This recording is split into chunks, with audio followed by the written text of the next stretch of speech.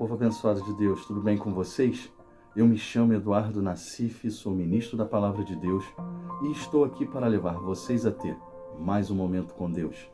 Não esqueçam de se inscrever no canal para vocês receberem diariamente as mensagens. Que a palavra de hoje possa entrar no seu coração e abençoe sua vida. Hebreus capítulo 12, versículos 12 e 13. Portanto, revigorem suas mãos cansadas e seus joelhos enfraquecidos. Façam caminhos retos para seus pés, a fim de que os mancos não caiam, mas sejam fortalecidos.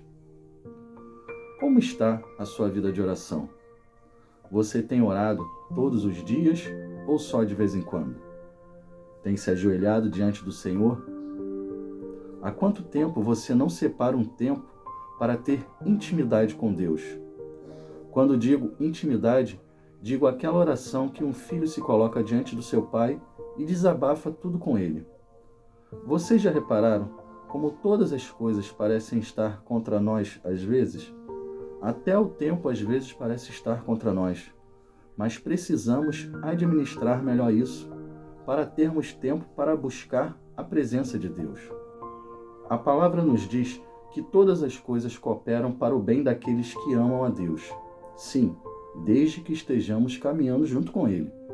As coisas não podem cooperar para uma pessoa que pouco busca a presença de Deus e vive caindo no pecado. Tem pessoas que não conseguem ficar longe do pecado. São pessoas que não se santificam, que têm prazer em fazer as coisas erradas e depois dizem que amam a Deus.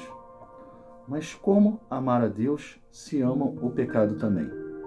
As coisas na vida do crente podem ir muito bem ou podem ir muito mal. Quanto mais você se aproxima de Deus, mais você se fortalece e mais longe do pecado você quer estar. Você se consagra, você faz jejum, você ora, lê a Bíblia todos os dias. Quebra verdadeiramente a vontade da carne. Mas quando você tem prazer em pecar e não quer largar essa vida, Deus não pode estar com você. Você sabia que quando você se torna um crente, as pessoas olham para você diferente? Sim, sabe por quê? Porque elas esperam que você mude. O cristão de verdade muda e se torna exemplo para outras pessoas. As pessoas ficam esperando suas atitudes mudar. Da mesma forma que elas querem ver sua mudança, elas também se tornam o dedo acusador. Se veem você fazendo algo de errado, logo apontam e dizem: essa pessoa não é crente? Como pode estar fazendo isso? Isso acontece muito fora da igreja, mas dentro da igreja você pode ser exemplo bom para alguém. Mas se você dá mau exemplo, como os outros irão seguir você?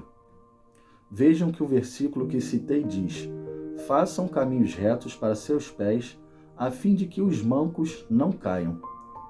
Se alguém na igreja está olhando para você, vamos dizer, como um pai espiritual, um exemplo a ser seguido, ela espera ver boas atitudes de você, para ela poder se fortalecer também. Mas se essa pessoa está manca, ou seja, fraca na fé, está quase caindo no adultério, quase caindo no pecado, e você faz algo errado, essa pessoa que tem você como exemplo também vai acabar caindo, porque o seu exemplo foi péssimo. Mas quando você segue um caminho reto e traça esse objetivo de se afastar do pecado, de ser realmente um cristão, essa pessoa manca que está quase caindo vai olhar para você e vai seguir seu exemplo e vai se fortalecer. Ela não vai cair. O nosso exemplo também ajuda pessoas a se levantar e a se erguer. Vocês sabiam disso? Muitas pessoas nas igrejas são bons exemplos a serem seguidos, mas tem algumas que só a misericórdia de Deus não podem e nem devem ser seguidas como exemplo. Como cristãos, temos que ser exemplo no trabalho, temos que ser exemplo com os amigos e principalmente em casa. Prestem atenção no que eu vou falar para vocês. Se nós somos cristãos e queremos nossos familiares convertidos, andando na presença de Deus, temos que ser exemplo para eles, não é verdade? Deixa eu dar um exemplo para vocês. Um filho vê seu pai indo para a igreja. Ele começa a ver a mudança das suas atitudes dentro de casa, sendo mais paciente, mais amoroso, mais tolerante. Certamente esse filho irá querer saber por que houve uma mudança com o pai dele. Vai querer saber o que o transformou e esse pai poderá dizer: foi Jesus que me mudou, meu filho. Mas se um filho vê que um pai vai para a igreja e age todo errado, não é paciente, é agressivo, vive chegando em casa alcoolizado, esse filho vai querer seguir o exemplo do pai de ir para a igreja vendo essas coisas na vida dele? Apesar da igreja não ter culpa das atitudes do pai, a primeira coisa que as pessoas culpam é a igreja e o pastor.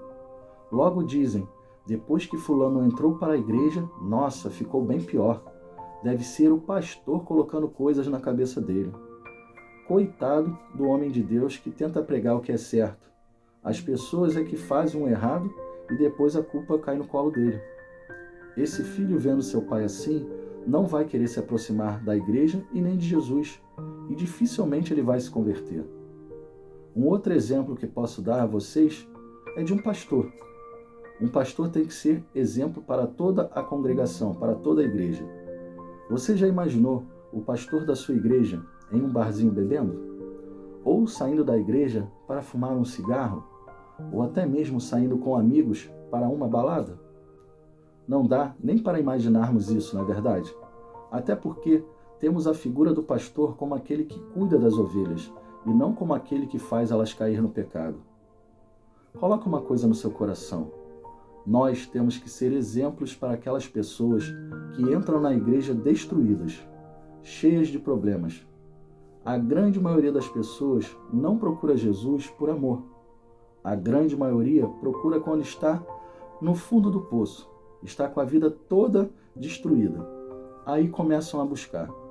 Jesus faz o milagre, alguns até permanecem na igreja e se firmam, mas outros acabam recebendo o milagre e nunca mais voltam. Outros começam uma caminhada meio capenga, como o escritor de Hebreus fala, manco, porque ele está se mantendo de pé, mas quase caindo. Uma pessoa manca anda meio que cambaleando, na verdade, quase caindo. Esses nós temos que ajudar a se firmar, e a ajuda, na grande maioria das vezes, é só dando bons testemunhos e sendo exemplo para essas pessoas. Coloque isso no seu coração e coloque em prática. Feche os seus olhos e vamos orar. Pai, muito obrigado por mais esta palavra. Hoje o Senhor nos mostrou que temos que fortalecer nossos joelhos e manter nossas mãos firmes em oração. Muitas pessoas têm preguiça de orar ou deixam apenas alguns minutos do seu dia para falar com o Senhor, como o Senhor fosse o resto, como se o Senhor fosse aquilo que sobra. Pai, perdoa se às vezes administramos mal o nosso tempo. Precisamos da sua ajuda para podermos passar mais tempo na sua presença e fortalecer nossos joelhos em oração. Sabemos que quanto mais nos aproximamos de Ti, mais longe do pecado estaremos. Joelhos no chão e mãos levantadas é sinal que estamos buscando sua presença, que estamos buscando mais do Senhor. Não podemos deixar nossas mãos se cansar e nem nossos joelhos ficarem fracos por falta de oração. Temos que ser exemplo para outras pessoas e por isso precisamos permanecer firmes. Queremos ver nossos amigos, queremos ver nossos familiares na sua presença. Queremos dar um bom testemunho da nossa vida para que sejamos exemplo para essas pessoas seguirem.